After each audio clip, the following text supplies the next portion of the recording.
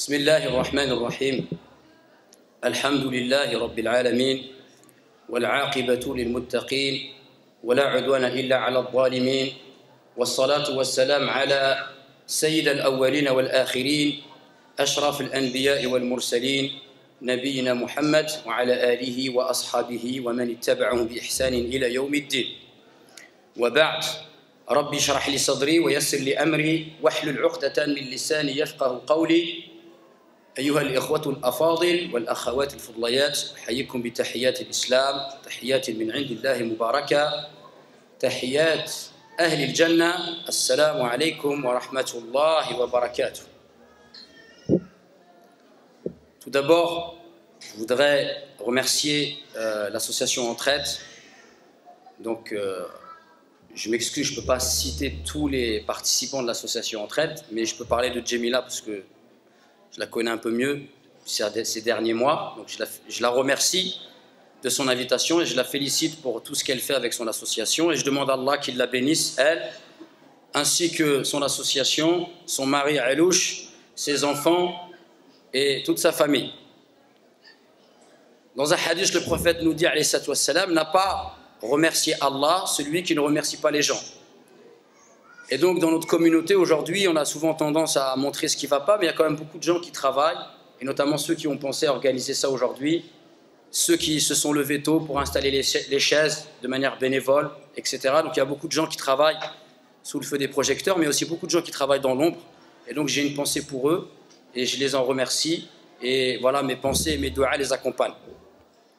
Hier, j'ai eu l'occasion de faire un petit voyage, et je suis parti à Montluçon, donc c'est en Auvergne. Et donc j'ai été invité par une petite mosquée de campagne pour faire une intervention, une petite conférence qui a duré à peu près 2 heures. Et subhanallah, je suis revenu à Paris et là aujourd'hui ce que je vois devant moi, je vois un contraste. Quand j'étais là-bas, la première des choses que les gens ils m'ont dit, ils m'ont félicité, ils m'ont témoigné de leur amour. J'ai senti en fait que j'avais l'impression que mes paroles, elles étaient littéralement absorbées. Et qu'avec la mosquée, on allait s'envoler dans les airs, tellement il y avait une bonne ambiance et il y avait de la quiétude. Et souvent à Paris, il se passe beaucoup de choses aujourd'hui. D'ailleurs, même nous, hein, les Parisiens, quand on va prêcher en campagne, on se dit « Ah là, tu vas voir les campagnards, etc. » Mais d'un autre côté, eux, ils ont quelque chose que nous, on a perdu. Nous, aujourd'hui, on est blasés, on est devenus des consommateurs de conférences, des consommateurs de réunions, il y a des tas d'associations qui se créent partout, etc. Et ce que j'ai ressenti hier, ça m'a amené à cette réflexion que je souhaite partager avec vous, c'est que là-bas, hier, subhanallah, j'ai fait une petite conférence et j'ai vraiment eu l'impression qu'elle a eu, non pas parce que c'est moi qui ai parlé ou parce que mes paroles étaient magnifiques, mais les gens qui étaient en face de moi étaient assoiffés. Et les gens qui étaient en face de moi, ils ne me connaissaient pas, mais ils avaient envie d'entendre parler d'Allah et d'entendre parler du Coran. Ils avaient ça dans leur cœur. Et donc même si parfois je peux dire des choses maladroites, etc., ils se sont comportés d'une manière qui fait que peu importe ce que j'allais leur dire, ils allaient réussir à faire la part des choses et à aller chercher le miel qu'il y avait dans mes paroles. Ce qui leur a permis d'apaiser leur cœur. Et d'ailleurs c'est une dua que Allah nous enseigne dans Surat Az-Zumar, Allahumma ja'alna, et je la fais aujourd'hui pour nous tous, Allahumma ja'alna min alladhina yastami'una al-qawla fayattabi'una ahsana. أولئك الذين هداهم الله وأولئك هم أولو الألباب. Où Allah fait de nous des gens qui, lorsqu'ils écoutent les paroles, ils en prennent ce qu'il y a de meilleur. Et ce sont ceux-là les doués d'intelligence et ce sont ceux-là les bien guidés. Donc voilà les premières paroles que je voudrais vous partager avec vous. Je ne suis pas en train de vous faire des remontrances, mais j'ai simplement envie de vous amener à avoir cette réflexion. Et notamment, je n'ai pas eu l'occasion d'écouter beaucoup ce qu'a dit le Oustad Rachid Haddash, mais je vais citer une parole qu'il a citée à un moment donné quand il parlait des relations de couple, et il expliquait qu'il a demandé à ses élèves de leur expliquer qui ils étaient, etc. Et qu'en fait finalement on ne se connaît pas. Et à un moment donné il a dit qu'il était très important de savoir qui on était, qui nous sommes, qui suis-je. Et bien par exemple, si une personne elle a entendu cette parole avec son cœur, avec sa raison, qu'elle a pris cette parole, qu'elle l'a rentrée dans son cœur et qu'elle essaie de la traduire par des actes, wallahi, cette parole, elle peut changer sa vie. Wallahi, cette parole, elle peut changer sa vie. Tout à l'heure, c'est pareil, j'étais tout à l'heure là-bas, et j'ai entendu Ammi Hassan, Hafidahullah, dire que nous, en fait, on n'avait pas peur de la mort, ou on avait oublié la mort, parce qu'on avait tout fait pour embellir notre vie ici-bas. C'est pareil, celui qui écoute cette parole-là, qui la prend, qui la met dans son cœur, qui la médite, et qui la traduit par des actes, cette parole-là, elle peut changer sa vie. Donc dites-vous bien une chose, c'est qu'en réalité, sommes nous-mêmes notre propre source de bonheur ou notre propre source de malheur. Et vous ici aujourd'hui qui allez m'écouter, peut-être que ma conférence elle sera de qualité médiocre, mais s'il y a une personne qui m'écoute avec sincérité, peut-être une de mes paroles que Allah va m'inspirer, va la prendre dans son cœur et ça peut changer sa vie. Non pas parce que je suis exceptionnel, je ne suis rien du tout, mais parce que lui, il se sera assis ici, il aura branché son cerveau, branché ses oreilles, branché son cœur, et il est prêt à aspirer tout ce qui va sortir de ma bouche. En faisant le tri, bien évidemment. D'autant plus que le sujet dont on va parler aujourd'hui, à la recherche du bonheur, c'est un sujet magnifique, c'est un sujet grandiose. Le bonheur, tous les êtres humains sur Terre recherchent le bonheur. Combien de personnes en recherchant le bonheur ne le trouvent pas? Combien de personnes en recherchant le bonheur s'égarent? Combien de personnes en cherchant le bonheur pensent l'avoir trouvé et finissent dans la perdition et l'égarement le plus total? Donc cette question de recherche du bonheur et de quête du bonheur, c'est une question universelle que tous les êtres humains se posent. Et c'est une chose que Allah a inscrit dans notre fitra, dans notre pureté originelle. Allah, lorsqu'il nous a créés, il a mis en nous des caractéristiques, des besoins physiologiques, spirituels, toutes sortes de choses qu'on appelle al-fitra, la nature originelle. Allah, par exemple, il nous a créés, il nous a prédisposés à croire en un Dieu unique. Mais par l'éducation, le contexte, l'environnement, cette pureté originelle, elle est pervertie. Mais nous, tous les êtres humains sur Terre recherchent le bonheur. Là où les êtres humains sont différents, c'est dans le chemin qu'ils empruntent pour rechercher le bonheur. Et je vous propose tout de suite de s'attarder sur deux chemins qui sont empruntés par la majeure partie des êtres humains. Et ces chemins qu'ils empruntent, ils espèrent trouver le bonheur. Et nous allons les étudier pour voir, les étudier de manière succincte et rapide, de voir est-ce que le bonheur est dans ces chemins-là ou pas. Le premier chemin, c'est un chemin qu'on pourrait résumer par une équation. Le bonheur égale la jouissance. Le bonheur égale la jouissance. Donc la personne qui a avec elle ce théorème ou cette équation, le chemin qu'elle emprunte pour rechercher le bonheur, c'est d'assouvir tous ses désirs et de suivre ses passions. Et elle pense que plus elle va être en jouissance, et plus elle atteindra le bonheur. Alors la question que je vous pose, et j'espère que vous allez me répondre, Inch'Allah, est-ce que ce chemin amène au bonheur? Donc je vois plein de visages qui me font comme ça, non? Pourquoi? Pourquoi ce chemin n'amène pas au bonheur? C'est bien quand on dit non, c'est bien, mais après, si on veut pousser la réflexion un peu plus loin, il faut essayer de dire, avoir des arguments pour l'argumenter. Là, par exemple, on aurait affaire à un non-musulman, on va dire, ah non, ça ne ramène pas le bonheur. Pourquoi? Ah non, c'est tout. Hein? Pas très longtemps, j'ai fait un voyage, j'étais au Cameroun, et au Cameroun, c'est un pays, machallah, où il y a une multitude d'ethnies, il y a des chrétiens, des musulmans, et j'ai assisté à une discussion, et une dame à l'hôtel, une chrétienne, elle était très gentille, qu'Allah la guide, cette dame, tellement elle était gentille, machallah. On a discuté avec elle, et à un moment donné, elle nous a dit, vous savez, je vous aime beaucoup. Elle nous disait à nous, notre groupe, c'était pas que à moi. Et elle nous a dit, je vous aime beaucoup les musulmans, mais il y a une chose que j'ai à vous reprocher. Donc, je l'ai écoutée. Elle a dit, quand vous parlez, vous êtes toujours persuadé que vous avez, vous seul, la vérité absolue. Et un des frères qui était là, il lui a dit, c'est normal, parce que Allah, dans le Coran, il a dit, la religion agréée par Allah, c'est l'islam. Et il pensait la convaincre comme ça. Je lui ai dit, elle, c'est une chrétienne. Toi, tu as pour référence le Coran. Elle, le Coran, c'est pas sa référence. Est-ce que tu penses que tu vas la convaincre avec ce genre d'argument? Est-ce qu'on va convaincre quelqu'un avec ce genre d'argument? Non, et Allah, il a dit,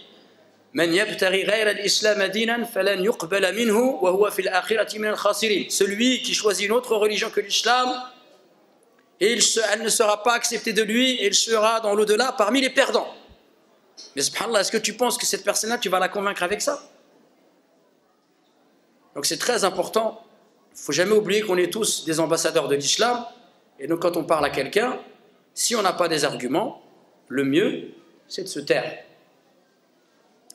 Donc, ce chemin qui consiste à dire que le bonheur égale la jouissance, ce n'est pas une voie qui mène au bonheur. Pourquoi? Parce que la jouissance, par définition, elle est, comme on dit en arabe, za'ila, faniya, elle est éphémère. La jouissance ne dure pas. Donc la personne qui recherche la jouissance pour être heureuse, eh bien à chaque fois qu'elle est dans la jouissance, comme ça ne dure pas, elle retombe. Et quand elle retombe, elle est malheureuse. Et elle recherche à remonter. Et elle est comme ça en dents de scie. Ensuite, elle se lasse de sa jouissance. Et elle recherche à aller encore plus loin, toujours plus fort. Et c'est pour ça, excusez-moi, Allah il n'a pas honte de la vérité. C'est pour ça qu'on peut trouver des gens, par exemple, qui ont laissé libre cours au fait d'assouvir leur désir sexuel, et après leur seule manière de jouir, c'est d'amener quelqu'un et lui dit fouette-moi ou urine-moi dessus, etc. Parce qu'il n'arrive plus à jouir. Wallah al-musta'an, wallah ahfadna jami'an. On pourrait exprimer ça avec une autre image. C'est comme celui, il a besoin de sensations, et puis il fait du saut à l'élastique du haut d'un bâtiment de 50 étages, et puis une fois que ça fait plus le kiffer, il ne lui reste plus qu'à faire du saut à l'élastique sur l'élastique. Mais ça va mal se finir. Donc ce chemin-là de la jouissance, ce n'est pas un chemin qui garantit le paradis, parce que la jouissance, elle est éphémère. La deuxième des choses, comme elle est éphémère, la personne, elle devient l'esclave de l'assouvissement de ses désirs, l'esclave du suivi de ses passions, comme le drogué. Il est prêt à tout faire pour rechercher sa drogue. Il devient l'esclave de lui-même. Et d'ailleurs, Allah Azza wa Jalla, il nous dit dans un verset, méditez ce verset, as-tu vu celui qui a fait de sa passion sa divinité? Allahu Akbar. Allahu Akbar. Et on pourrait ajouter encore une autre chose, c'est que les jouissances, elles ne sont pas toutes licites. Pourquoi? Parce qu'il y a des jouissances qui sont mauvaises pour la santé. La drogue, le cannabis, qui est un fléau, qui a ruiné une bonne partie de la jeunesse musulmane. Qu'Allah nous en préserve et préserve nos enfants et qui guide et sorte nos jeunes et d'ailleurs tous les gens qui sont plongés dans cette misère et ce malheur. Le cannabis, celui qui fume quand il fume, au moment où il est en train de planer là, il est comme ça. Il est bien, mais ça à la longue, ça le détruit. Ça détruit les neurones de son cerveau. Ça en fait un légume, une loque humaine. Moi, dans ma mosquée, j'ai reçu souvent des frères qui ont passé 10, 15, 20 ans de leur vie dans le cannabis. Parlez avec ces gens-là, ils vont vous faire pleurer. Moi, je connaissais un frère, il m'a dit, j'étais arrivé jusqu'à fumer 15 joints par jour, ça ne me faisait plus rien. Le matin, je me réveillais, la première chose que je faisais, je fumais un joint. Et il m'a dit, j'en étais arrivé, j'avais plus de souvenirs. Je me rappelais plus de mon enfance, plus de ce que j'avais vécu avec mes frères, mes sœurs, mes parents, rien du tout. Et il m'a dit, le jour où j'ai arrêté de fumer, au bout d'un an, il m'a dit, j'ai commencé à avoir des flashs. Je me suis rappelé de souvenirs que j'avais avec mes frères, quand j'ai rigolé, quand on est parti au bled, etc. Et il a commencé à tisser des liens de nouveau avec sa famille, tout ça, parce qu'il s'était complètement fermé, il vivait dans une bulle, il était complètement isolé. C'est un malheur. Donc la jouissance, si cette jouissance-là elle est nocive pour la santé, alors Allah l'a interdit en islam. Donc celui qui met son bonheur dans l'assouvissement ou dans la recherche de la jouissance à tout prix, on est d'accord ou pas? Est-ce qu'il sera heureux? Si c'est que ça, non. L'islam étant une religion de juste milieu, le prophète nous dit, dans un hadith, il était avec ses compagnons, donc imaginez le prophète, l'envoyé d'Allah, il est avec ses compagnons, les meilleurs des créatures après les prophètes, il leur dit, وفي بدع أحدكم صدقة قالوا يا رسول الله يعني تعجبوا قالوا يا رسول الله أيأتي أحدنا شهوته ويكون له فيها أجر قال أرأيتم لو وضعها في الحرام أكان عليه فيها وزر ولذلك إذا وضعها في الحلال كان عليه فيها أجر. الله أكبر. Le prophète il est avec ses compagnons, il leur dit, il y a dans l'acte sexuel que vous accomplissez avec vos épouses une sadaqa, une aumône. Et les compagnons, ils étaient en face de lui, ils ont été interloqués, choqués, surpris. Ils ont dit, comment ça, prophète? Oh, envoyé d'Allah. Est-ce qu'une personne, elle va assouvir son désir sexuel et elle va être récompensée pour cela? Et le prophète de répondre, que dites-vous? Que diriez-vous s'il l'avait assouvi dans l'illicite? C'est-à-dire, il aurait assouvi son désir sexuel hors cadre du mariage, dans la fornication. N'aurait-il pas mérité une punition? Oui. Les compagnons ont dit oui. Eh bien donc, s'il assouvit son désir sexuel dans le cadre du mariage, il sera récompensé. Et donc ici, on voit que l'islam, par rapport au plaisir, eh bien c'est une religion de juste milieu. Elle nous permet le plaisir tant que celui-ci est positif pour l'être humain, tant du point de vue social, culturel, social, sociétal, tout ce que vous voulez. Mais dès que le plaisir est nocif, l'islam l'interdit. Donc l'islam, ce n'est pas une religion qui est anti-plaisir, mais c'est une religion de juste milieu. Et d'ailleurs, ceux qui ont fait l'équation le bonheur égale la jouissance, ben d'autres ils sont venus, ils ont fait une autre équation. Ils ont dit le problème de l'être humain et des péchés, c'est la jouissance, on va enlever toute jouissance. Ils ne se marient pas, ils vivent comme des ermites, hein, ils jeûnent toute la journée, etc., etc. Le monachisme. Et d'ailleurs dans le Coran, Allah Azza wa Jalla, il dit dans un verset, ce monachisme qu'ils inventèrent, nous ne leur avons point prescrit. On ne leur a pas dit de faire ça. C'est un excès. Donc vous voyez, un excès. Celui qui veut jouir tout le temps, même si c'est nocif pour lui, il pense qu'il va être heureux. Et celui qui renie la jouissance, c'est l'islam, c'est une religion de juste milieu. Tu as le droit à la jouissance tant qu'elle t'est profitable et halal, mais la jouissance toute seule, ce n'est pas suffisant pour atteindre le bonheur. Donc ça, c'est le premier chemin. Il y a un autre chemin qui est emprunté par les gens pour atteindre le bonheur. À votre avis, quel autre chemin on pourrait citer? Il suffit juste de regarder autour de vous. Enfin, pas autour de vous ici, hein, parce qu'il parle de moi, non, dans la société. Dans la société, je ne vise personne, je vous aime tous en Allah. Vous êtes tous super. Hein?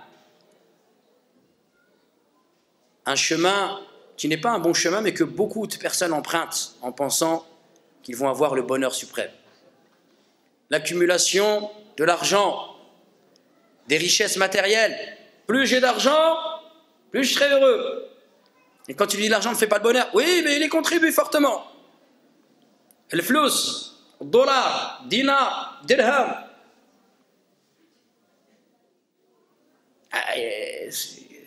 On est à une époque quand même où beaucoup de gens, ils ont donné leur vie pour l'argent.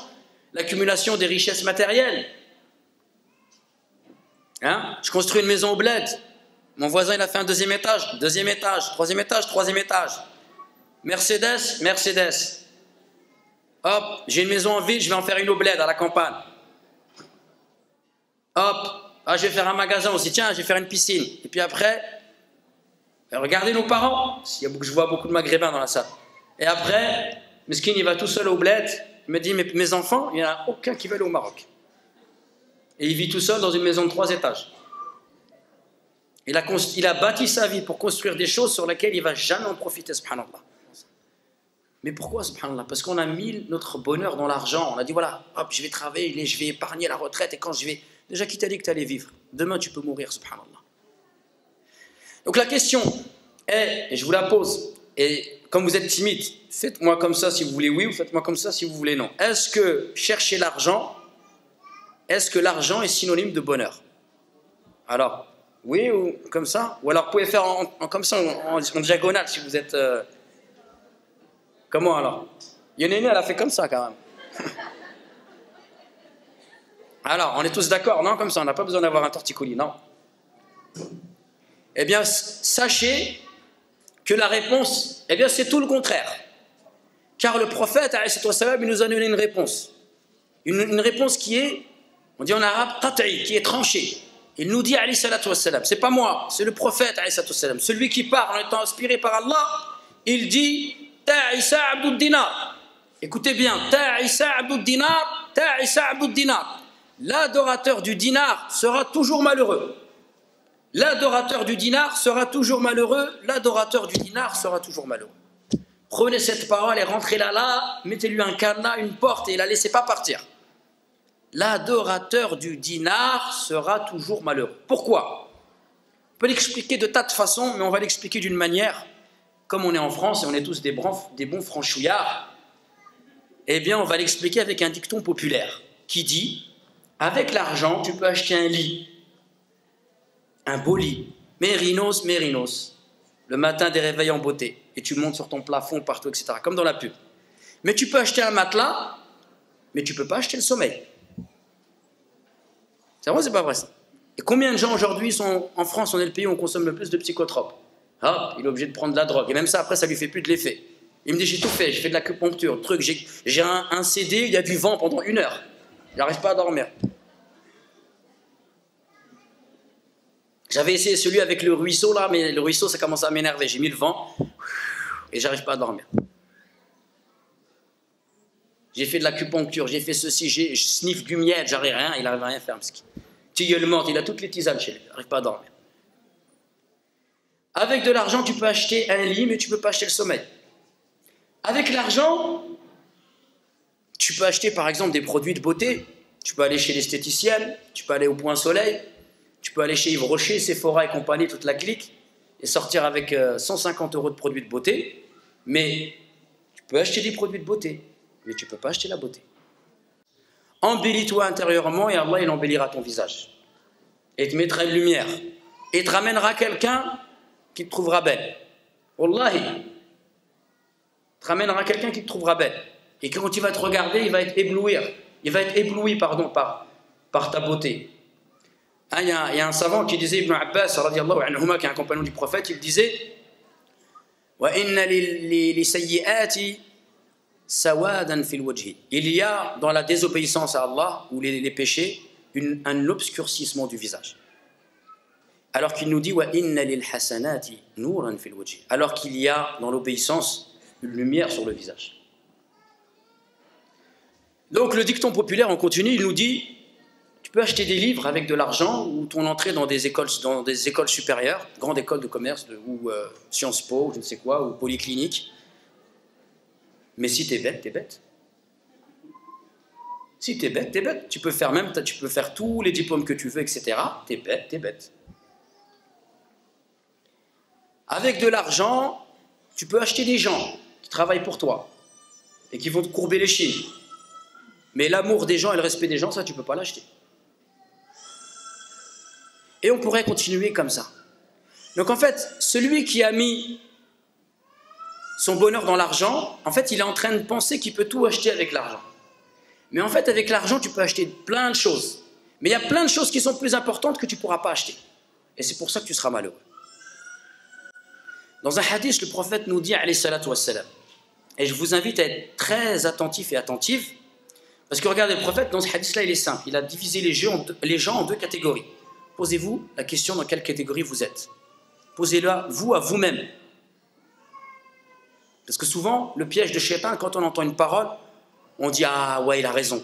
Et tout de suite, Shaitan, il vous ramène quelqu'un. « Ah ouais, mon voisin, il est comme ça ». On s'en fout de ton voisin. Réfléchis-toi.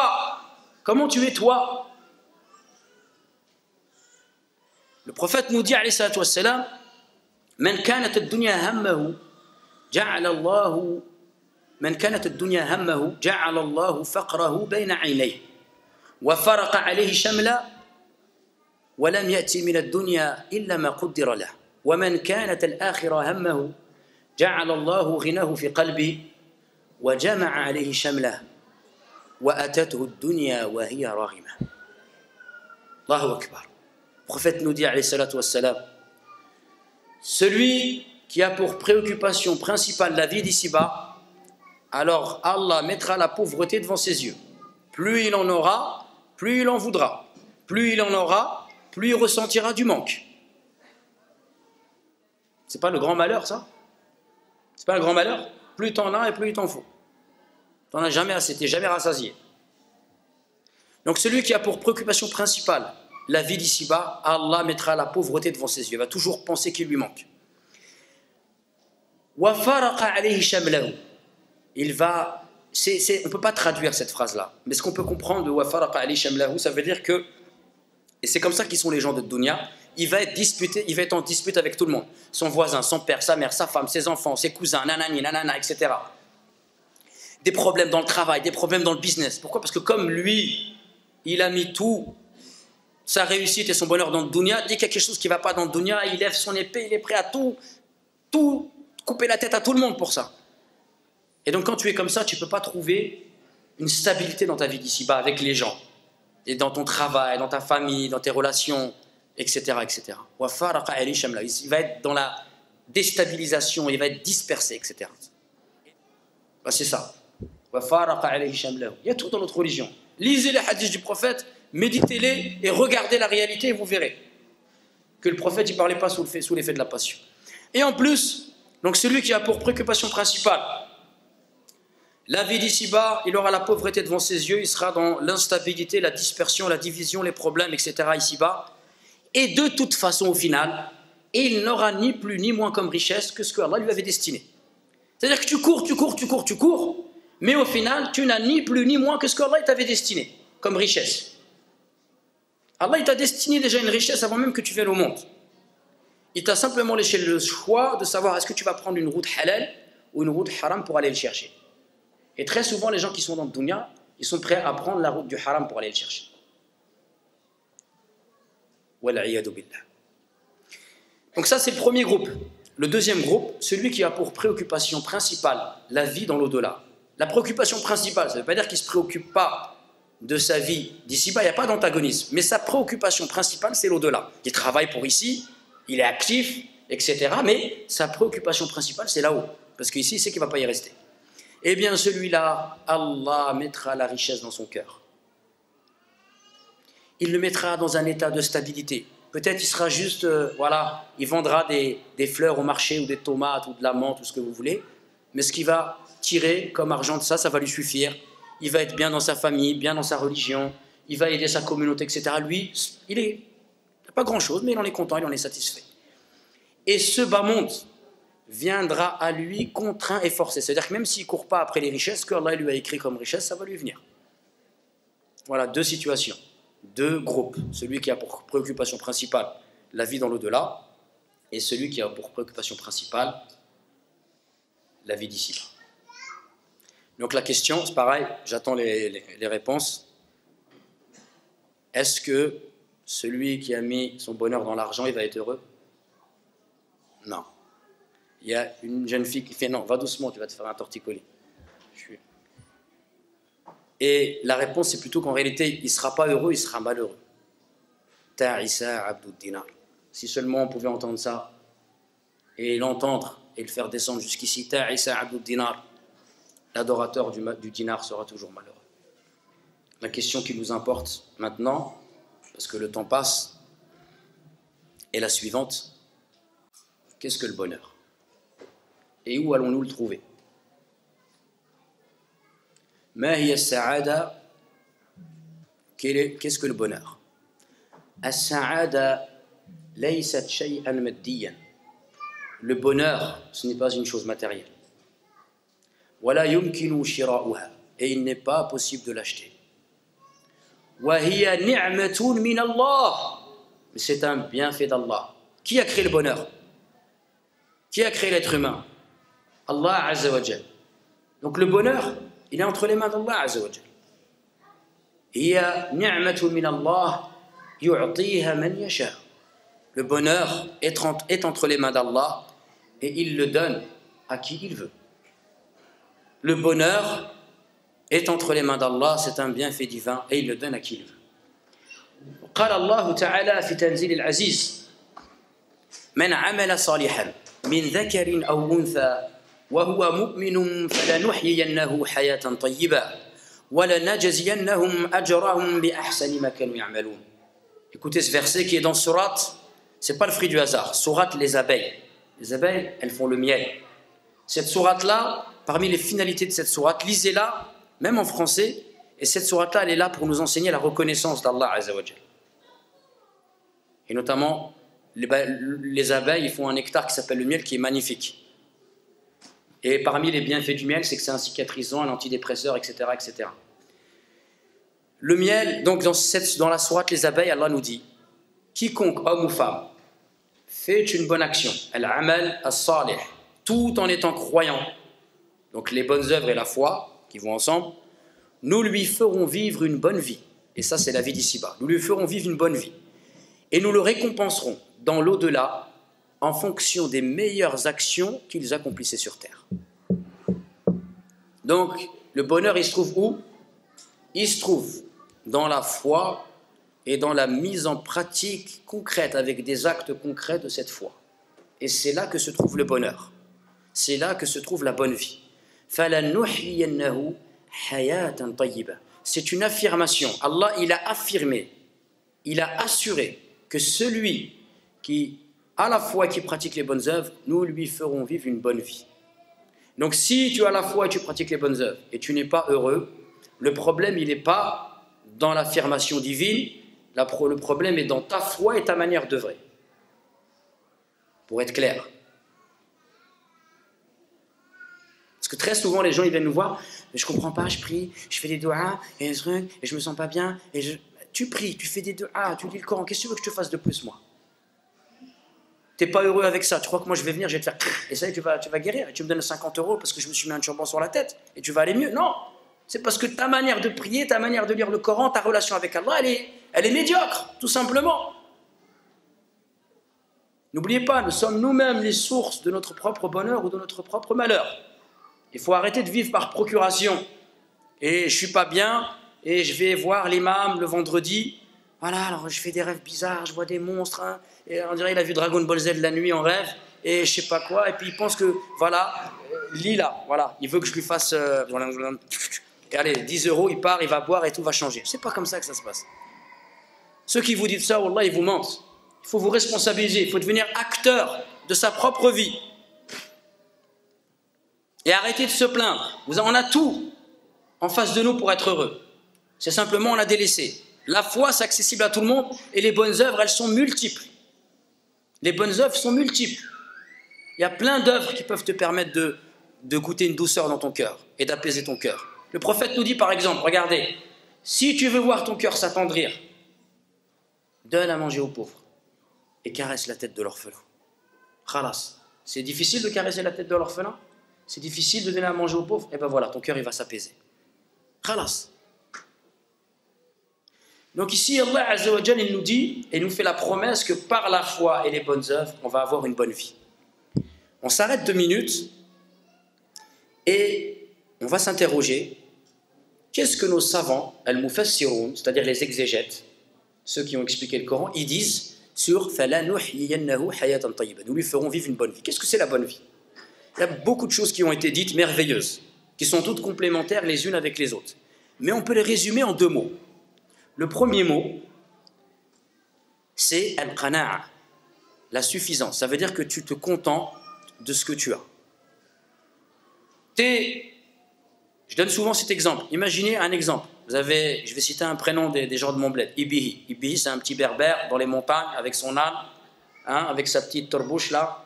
Et sa femme, elle lui a fait un petit pain avec une assiette d'huile d'olive et un petit rkouis de la taille. Elle lui dit, Ibihi, viens manger. Il vient, Ibihi, dit Bismillah, il mange son morceau de pain, il boit son verre, il dit, Alhamdulillah, il est rassasié, il va dormir, il est content. Et d'un autre côté, on a le prince Moulay, je sais pas quoi, etc. Lui, il a tous les plats possibles, inimaginables devant lui, faits par les meilleurs cuisiniers du monde. Il mange ça trop salé, trop chaud, trop froid, etc. Il s'énerve, mais c'est pas possible. Il jette ça, il s'en va, il n'est pas content. Vous préférez être dans quelle situation? Celui qui se contente de ce qu'il a, il est content, ou celui, plus il en a, il est jamais content? Il est insatiable, jamais satisfait. Vous préférez quoi? Il est où le vrai bonheur? Est-ce que le bonheur, il est dans posséder beaucoup de choses, ou le bonheur, il est dans je suis content de ce que j'ai? Al-qana'a kanzun la yafna. Al-qana'a, cette suffisance, c'est un trésor intarissable. Celui qui est satisfait de ce qu'il a, ça y est, vous n'avez pas à avoir peur pour lui. Il sera heureux ici-bas. Donc ça, c'est le premier mot. La bonne vie, al-qana'a. Le deuxième mot, c'est complémentaire, c'est as-sakina. As-sakina, c'est l'apaisement du cœur. La personne, elle est apaisée. Et aujourd'hui, combien de musulmans on voit? Et nous-mêmes dans les mosquées, on voit des gens qui prient, ça fait des années, etc. Et quand ils parlent, ils viennent vous relater leurs problèmes, vous apercevez que ça fait des années qu'ils prient, il n'est pas apaisé, il n'est pas tranquille. Subhanallah.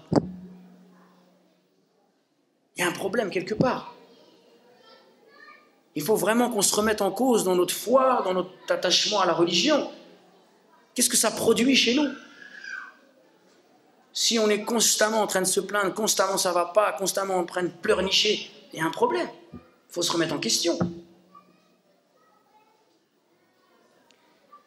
Et donc, ici, dans ce verset, je vous le rappelle, quiconque, homme ou femme, fait une bonne action tout en étant croyant, nous lui ferons vivre une bonne vie et nous le récompenserons dans l'au-delà en fonction des meilleures actions qu'ils accomplissaient sur terre. Ici, il y a un élément important à comprendre, c'est qu'en islam, le bonheur, ici-bas, ne peut se trouver dans le cœur d'une personne que si cette personne pense à l'au-delà et pense à la mort. Celui qui vit et il a complètement occulté cette vérité universelle qu'est la mort, et il vit comme s'il allait jamais mourir, il vit comme s'il allait vivre éternellement ici, celui-là il ne pourra pas goûter au bonheur. Parce que inconsciemment, il sait qu'il y a cette mort-là, ça le déstabilisera, ça ne lui permettra pas d'avoir une quiétude et une tranquillité. Donc le vrai bonheur ne se goûte, yudrik en arabe, ne s'obtient, ne s'acquiert que lorsque dans notre vie on a réservé une part pour la mort dont il vous a parlé tout à l'heure, Ammi Hassan, hafidahullah. Donc le bonheur, ici-bas, c'est cette suffisance, se contenter de ce que j'ai. Se contenter de ce que j'ai, ça ne veut pas dire ne pas chercher à avoir plus. Tu peux chercher à avoir plus, si tu es pauvre, tu peux chercher à améliorer ta condition. Mais en tout cas, ce que tu as, ça te contente. En même temps, tu cherches à avoir plus, mais ce que tu as, ça te contente. Ça, c'est le premier point. Le deuxième point, c'est la tranquillité du cœur. Et on a dit que le bonheur ne peut se goûter que lorsque réellement je suis en train d'épargner pour ma vie après ma mort.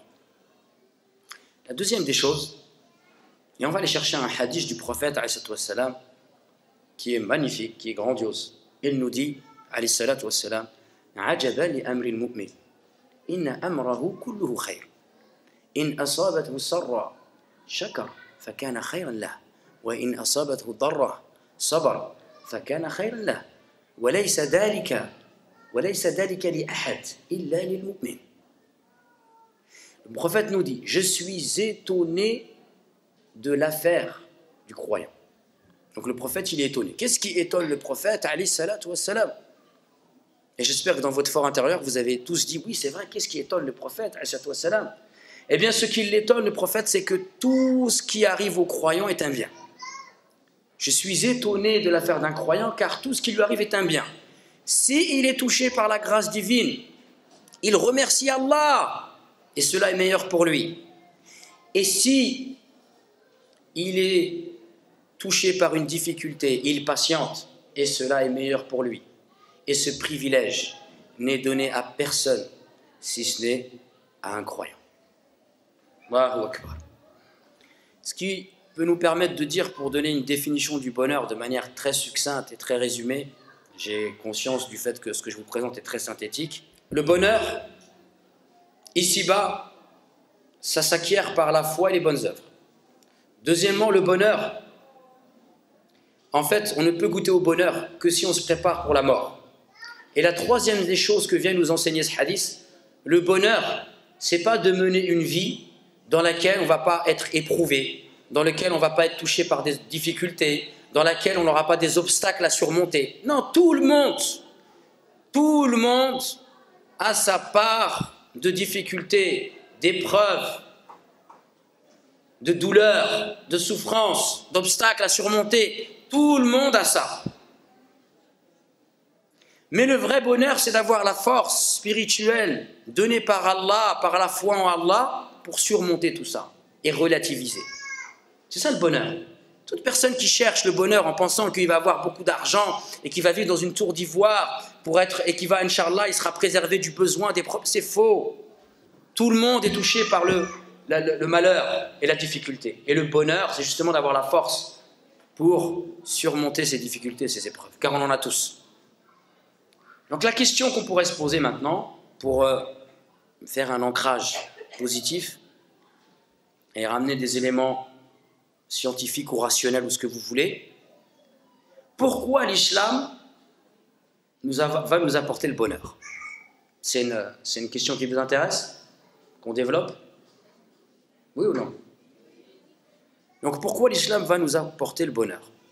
Ben, la première des choses, le mot islam lui-même. Le mot islam, qu'est-ce que ça signifie islam? La soumission, c'est tout? Faut te soumettre. Soumets-toi, classe. Imaginez, un non-musulman, il vous écoute. L'islam va nous apporter le bonheur. Qu'est-ce que ça signifie l'islam? Soumission. Avec la soumission. Ah, c'est vraiment synonyme de bonheur, ça. Signifie quoi l'islam aussi? La paix. Ah, là déjà, on est plus dans le bonheur. Donc effectivement, l'islam, ça signifie la soumission et ça signifie aussi la paix. Mais quand on dit la soumission, en réalité, il faudrait qu'on soit plus précis. Voilà, la soumission du cœur. Al-khudu' al-qalbi. La soumission du cœur. Et toutes les autres soumissions, la soumission de ma raison et la soumission de mon corps, a pour origine la soumission de mon cœur. Donc l'islam, c'est la soumission, certes, mais si on veut être plus précis et plus profond, il ne faut jamais oublier que c'est la soumission du cœur en premier lieu. Et tout le reste va découler de la soumission du cœur. Alors certes, pour soumettre mon cœur, j'ai besoin de faire marcher ma raison, voire même mon corps, de ressentir, observer l'univers, faire marcher mes sens, de manière intellectuelle, faire une recherche pour savoir qui est Allah, qu'est-ce que l'islam. Mais toutes ces connaissances, je dois les amener à mon cœur pour soumettre mon cœur. Et le prophète nous dit dans un hadith, Ala inna fil jasadi mudratan, ida salahat, salaha al jasadu kullu, wa ida fasadat, fasada al jasadu kullu, ala wa hiya al qalb. Il y a dans le corps un morceau de chair que s'il est pur, tout le reste du corps est pur. Et s'il est impur, tout le reste du corps est impur, et c'est le cœur. Donc la soumission, je dois soumettre ma raison, mon corps, tout ce que vous voulez, mes ressentis, mais la principale des soumissions est la soumission fondamentale, la soumission que je dois mettre comme point de départ, c'est la soumission de mon cœur. Mes ressentis doivent être conformes à la foi en Allah Azza wa Jalla, une personne qui a la foi unique en Dieu. C'est fondamental de revenir à ça. Et regardez, quand on a dit tout à l'heure l'islam, on a dit soumission et paix. Eh bien la paix, c'est où que tu vas la sentir? Tu vas avoir la paix dans ta raison? Non, tu vas avoir la paix dans ton cœur. Le jour où ni les richesses, ni les enfants ne seront d'aucune utilité, sauf ceux qui viendront à Allah Azza wa Jalla avec un cœur en paix, un cœur saint. Donc, l'islam, pourquoi c'est une religion qui va nous amener le bonheur? Parce que l'islam, elle a considéré l'être humain dans sa globalité. L'homme, c'est un corps, c'est une raison, mais c'est aussi une âme. C'est aussi une âme, c'est aussi un cœur. Et cette société aujourd'hui dans laquelle nous vivons, elle fait de l'homme un être simplement fait de chair, avec des désirs, qu'il faut tout le temps exciter dans la publicité. L'islam, pourquoi c'est une religion qui va nous amener au bonheur? Parce que c'est une religion qui considère l'être humain comme étant avant tout une âme, mais qui ne met pas d'opposition entre l'âme, le corps et l'esprit. L'islam, c'est une religion qui cherche l'équilibre, l'harmonie, la cohabitation entre l'âme, le corps, l'esprit et la raison. Et d'ailleurs, il y a un poète arabe qui nous dit, pour nous faire prendre conscience de l'importance de notre dimension intérieure, de notre image intérieure. On est tous focalisés sur l'image extérieure et on a oublié. Vous savez, le prophète, ce qu'il disait, quand il se regardait dans la glace, il disait « Oh Allah, comme tu as embelli mon apparence extérieure, embellis mon apparence intérieure. » Et nous, ce qu'on traduit par le comportement, en vérité, ce n'est pas le comportement, c'est la beauté intérieure. En islam, la notion de comportement, al-khuluq, en fait, ça s'appelle la beauté intérieure. C'est beaucoup plus profond que le comportement. C'est tes valeurs, tes caractéristiques, ton caractère, ton éthique. Et ce poète arabe nous dit « Ya khadim al-jismi, kam tas'a li khidmatihi, ata'abta nafsaka bima fi al-khusran, aqbil ala al-nafs, wastakmil fada'ilaha, fa innaka anta bi nafsi, la bi jismi insan. » Oh, toi qui te préoccupes de ton apparence extérieure, que d'efforts fais-tu pour une chose qui est vouée à la perdition? Mais préoccupe-toi plutôt de ton âme et essaye de parfaire ses qualités, car c'est avant tout par l'âme et non par le corps que tu es en vie, que tu es un humain. Donc il faut prendre conscience de ces choses-là, et l'islam justement nous amène à trouver cet équilibre entre le corps, l'âme et l'esprit, et elle nous cherche à acquérir la paix. Un autre point qui peut nous permettre de comprendre pourquoi l'islam c'est une religion qui va nous amener au bonheur, c'est qu'en fait l'islam Eh bien, il y a plusieurs pôles. Parmi les pôles de l'islam, il y a ce qu'on appelle al-janib al-aqadi. Tout ce qui touche au dogme, à la croyance, à la foi. Et en fait, notre foi musulmane, c'est quoi la foi musulmane? C'est de croire en un Dieu unique et de lui réserver l'adoration. D'accord? De lui réserver le culte, l'adoration, al-ibada. Dans l'adoration, il y a adorer. Comme les gens aujourd'hui, ils adorent les stars, eh bien nous, en fait, nous, on adore Allah et c'est le seul qu'on adore. Dans l'adoration, il y a la notion d'amour. Oui ou non? Dans l'adoration, il y a la notion d'amour. Notre adoration vis-à-vis d'Allah, elle est basée sur l'amour. Et comment on va réussir à ressentir cet amour pour Allah qui nous fait tant défaut aujourd'hui? Le jour où on va chercher à connaître Allah. Et d'ailleurs, dans le célèbre verset où Allah dit « وَمَا خَلَقْتُ الْجِنَّ وَالْإِنسَ إِلَّا لِيَعْبُدُونَ » Je n'ai créé les hommes et les djinns que pour qu'ils m'adorent. Ibn Abbas, on a appelé le commentateur du Coran, il dit qu'il m'adore, c'est qu'ils me connaissent. Je n'ai créé les hommes et les djinns que pour qu'ils me connaissent. Parce que si on connaît Allah, vous savez ce qu'on va voir? On va voir la beauté d'Allah. Parce que Allah il est beau. Inna Allah jamil wa yuhibbul jamal. Allah il est sage. Allah il est doux. Allah il est miséricordieux. Allah malgré le fait qu'il soit puissant, il est quand même doux et il est juste. Ce n'est pas un tyran. Donc celui qui va connaître Allah, il va voir la beauté d'Allah et l'homme par définition aime ce qui est beau. Et donc lorsqu'on va connaître Allah et qu'on va percevoir la beauté d'Allah, la beauté de sa religion, eh bien petit à petit cela va faire naître dans notre cœur l'amour pour Allah Azza wa Jal. Et donc regardez la aqida en vérité, si on allait vers la aqida avec cette approche, ce qu'on appelle al-manhaj al-tarbawi, avec l'approche de s'éduquer à ressentir la grandeur d'Allah et à s'éduquer à connaître Allah pour l'aimer et se rendre point à quel compte il est beau, eh bien celui qui vit dans la beauté et l'amour, il est heureux ou il est malheureux celui-là? Celui qui vit dans la beauté et l'amour, il est heureux ou il n'est pas heureux? Vous êtes bloqué ou quoi? Oui ou non? Bien sûr qu'il va être heureux. Et nous, le drame aujourd'hui, c'est quand on va dans notre religion, et dans notre religion, on en a fait un carcan d'obligations religieuses, interdictions. Certes, tout ça, ça fait partie de l'islam, mais notre rapport à la religion, il est comme ça. Est-ce que j'ai le droit de faire ça? La gélatine, le truc, le machin, halal, haram, halal, haram. Dans le Coran, il y a un verset sur 12 qui parle de la science du halal et du haram. Ça fait 8%. Tout le reste, ça parle de quoi? Subhanallah. Celui qui voit sa religion que... Je ne suis pas en train de dire qu'il faut extirper ça de l'islam. Ça fait partie de l'islam. Et le halal est halal. Et le haram, il ne faut pas aller dedans. Si on est d'accord. Mais celui qui voit sa religion que par ça, mais il est passé à côté de quelque chose de monstrueux. Pour lui. Et ce rapport à la religion qui est basé sur l'amour, la beauté, il va passer à côté. C'est clair que sa religion, pour lui, ce sera un carcan. Et nous, le problème, c'est qu'on ne recherche pas la beauté et l'amour à travers la religion, on cherche la beauté et l'amour à travers la société de consommation.